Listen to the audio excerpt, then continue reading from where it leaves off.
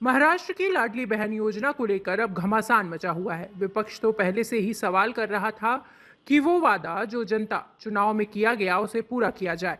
सरकार खजाना खाली होने का बहाना नहीं बनाए। जिस लाडली बहना योजना के नाम पर चुनाव जीता गया है उस योजना को आगे बढ़ाया जाए। लेकिन अब तो सरकार के अंदर ही इसे लेकर घमासान मच गया है।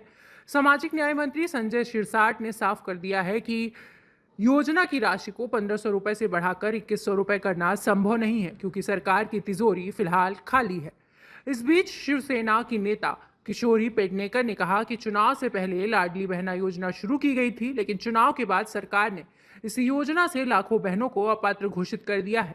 अब तक करीब 13 लाख लाभार्थियों को अमान्य करार दिया गया है। कई महिलाओं को मात्र 500 रुपए ही मिल रहे हैं, जबकि महाराष्ट्र सरकार ने 2100 रुपए देने का वादा किया था, जिसे अब तक पूरा नहीं किया गया है। लेकिन हालत ये हो गई है कि सरकार के अंदर ही इसे लेकर अब सवाल हो रहे हैं। शिवसेना कोटे के कई मंत्री तो खुलकर ये बात कह रहे हैं कि उनके विभाग का बजट घटा दिया गया है, क्योंकि लाडली बहन योजना के लिए पैसा दिया जाना है। उनके विभाग का पैसा लाडली बहनों के खाते में जा रहा है, जिससे महाराष्ट्र की विकास योजनाएं ठप पड़ती जा रही हैं। मंत्री संजय सिरसाट ने तो यहां तक कह दिया कि वित्त मंत्री अजीत पवार ने उनके आदिवासी मंत्रालय से फंड लेकर लाडली बहन योजना को में लगा दिया है, जिससे उनके मंत्रालय से जुड़ी योजनाओं पर असर पड़ रहा है। सिरसाट ने कहा कि उनके विभाग को बजट का 11.8% मिलना चाहिए, लेकिन ऐसा नहीं हो रहा है। उन्होंने कहा कि सिर्फ 350 करोड़ रुपए दिए गए हैं, जबकि योजना के नाम पर 7,000 करोड़ खर्च किए गए हैं। सिरसाट ने कहा कि वो लाडली बहना योजना के खिलाफ नहीं है, लेकिन बजट आवंटन में अन्य खातों के साथ अन्याय नहीं होना चाहिए, वरना योजनाएं रुक जाएंगी, जिसका असर कहीं ना कहीं विभाग के कामकाज पर और जनता पर पड़ेगा।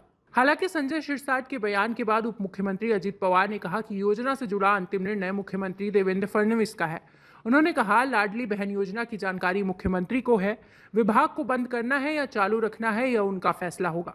दरअसल लाडली बहना योजना जिस महिला और बाल विकास मंत्रालय के तहत चल रही है, उसकी जिम्मेदारी अजीत पवार की एनसीपी की नेता अदिति तटकरे के पास है।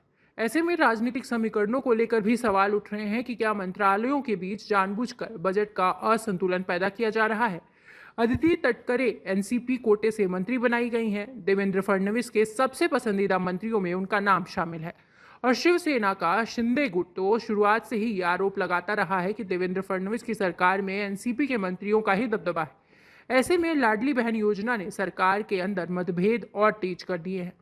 महाराष्ट्र सरकार के अंदर मचे इस बवाल पर कांग्रेस नेता विजय वडेट्टीवार ने कहा कि सरकार के पास महिलाओं को 2100 रुपए देने के लिए पैसे नहीं है। सरकार कंगाल हो चुकी है, दूसरे विभागों से पैसा लेना पड़ रहा है। उन्होंने तंज कसते हुए कहा कि अभी शिंदे को निपटाएंगे, कुछ दिन बाद दादा अजीत पवार को भी निपटा देंगे।